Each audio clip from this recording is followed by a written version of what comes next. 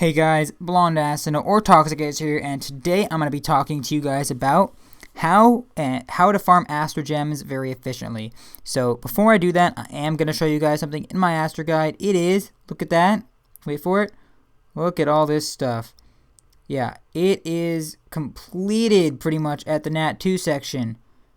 Now what does this have to do with anything, you might be asking? Well, as you guys know, there are astro guide rewards, and that means that every time you get a new entry, you get a special gem bonus. Now this is very significant because let me show you guys where you get all these Nat 2s and how you get these gem bonuses. Boom, just catch these things, okay? You can get some of them from low eggs from Titans and stuff. For example, if all the non-farmable ones, like for example like a fire cartoon and stuff like that, you can get from the low eggs, which you can get from Titans. I have a bunch right here. I just opened like 50 of these yesterday or something like that, so I used to have a lot more. But yeah, then you just farm up the units and you get them. Now, if you guys don't know about the evolution method, this is what you do. Basically, there are these two repeatable quests called, right here, Evolving Astromon to Evolution 2 and 3 are repeatable quests that give you 10 and 60 astrogems respectively. Now, to evolve a Nat 1 and a Nat 2 to Evolution 3, it costs 330,000 gold. Now this nets you, if you accept the quest after each evolution 2, it nets you 40 astrogems, and then after you evolve those into an Evo 3, it nets you 60, bringing you to a total of 100 astrogems for 330k gold. Now, keeping that in mind, there is also in the Astro Guide. Now we're gonna assume that you already have all the Evo 1 versions of these Astromon, so we're not gonna include them in the calculations. And correct me if I'm wrong, I believe for Nat 2s, I know for Nat 1s, it is 5? Oh shit, it's 5, 10, and 20, I think. Or is it 5, 5, and 20? I know the last one is 20 astrogems for the Evolution 3 version. And the previous one is, I think, 5. We're going to go with 5 just to be safe. That's an extra 25 astrogems, which is an extra 80 energy, which overall I think is an extra, like, oh, am I doing my math right? 80 energy to go into Golem's B7. I believe that's 11 runs with an average of with an average drop of 15k is about, anyway, it's like 150k gold. So pretty much just from doing that, just from getting a unique Nat 1, you're getting an extra 150,000 gold, which is, once again, which can be transferred into an extra, 50 astrogems. And for Nat 2s, the Evolution 3 version is worth 60, and the Evolution 2 version is worth 20, which is an extra 80 astrogems, which is about 160, it's about 200 extra energy, which is an insane amount of gold, which can be transferred into more astrogems. It's pretty much just an extra 100 astrogems. Extra 100 astrogems. Anyways, it's a lot more astrogems if you do your unique things. So the first secret trick that I would say to farming more astrogems is you have to complete the Nat 1 and Nat 2s in your astro guide. I still have a few left that I'm doing, obviously, and honestly I'm even working towards Nat 3s, which isn't necessarily worth, but it's just more for my OCD of completing the guide. But yeah, you can farm them. There's a lot of them that you can farm at this point in the game, and I would highly recommend doing that. Now, obviously, the second way, and obviously, like, you do need to know how to do this, and basically, it's just capturing. You have to capture 16 Astromon, and just Evolution 2, one of them, collect the quest. Evolution 2, another one, collect the quest. Evolution 2, another one, collect the quest. Evolution 2, another one, collect the quest. Evolution 3, that, and collect the quest, and that'll let you the Astrogems, and basically, once you get those astrogems and you go into B7 and you auto it with and you refill your energy with those 100 astrogems that you just collected, which will be 240 energy, and you sell those gems, you'll get a net profit of more than 330,000 gold. So you'll be able to do that infinitely. Of course, discounting a little bit of the energy that it takes to capture those 16 astromon, but that's almost, it's not negligible, but you make more. Trust me, you still make more money. Anyways, if we move on to the next quickest way to get astrogems, it's actually going to be through clans. And clans, as you can see from the rewards, Based on what Titan your team can beat, you'll get a certain amount of rewards, and based on your current ranking within the clan. For example, I get 400 astrogems per week in my current clan, but there are many people that there's some people that even get like 1,000 astrogems per week based on clans. For example, in Come To Us, I know they win every week, so they're number one. I think it's Nom Nom Bunny, right? Let's actually check. I'm actually mildly curious. Is it Nom Nom still? It is not. Nom Nom got a dark purse.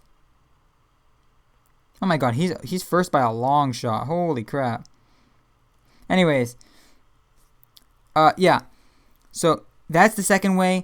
My recommendation on this would just be try to like find a clan that's suitable where you don't necessarily have to get rank 1, because getting rank 1, while it is a nice boost, you don't necessarily have to. I would recommend joining a clan that you're happy to be with and that you can make all the attack times in, because that's mainly how you're going to get your participation up and stuff like that and get more of the rewards. And if they do well, you're going to be able to get a lot of points there. And yeah, it's just some free astrogems. It's nice.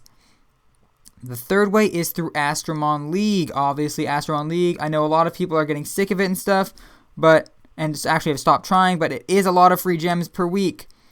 So I would recommend getting as high as you can. Most people will probably get around 200 to 300 astrogems per week, which is perfectly fine. If you combine that with the clans, I'm assuming everyone's going to get like 100. That's a 1 10 plus 1 every 2 weeks, and that's just for like super like soft core players that don't want to do the Golem B7 farming and then like getting more stuff and stuff like that. But if you are going to do that, then that's 300 gems, that's 800 energy, and that's a solid amount of gold that you can then turn back into astrogems if you want to. Which honestly, like, just from farming B10 with all those or B7, B8, B9, B10, from all those energies that you get from those astrogems each week from Clan and Astromon League, if you just transfer them once, it's probably enough for like a 10 plus 1.5, honestly. 800 energy, something along the lines of that. Anyways, the next way that I would say is the easiest way to get astrogems is through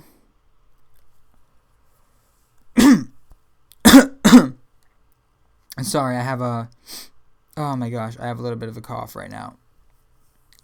Yeah, but the next way that I would say is the best way to get astrogems is through, obviously, I actually have to do that.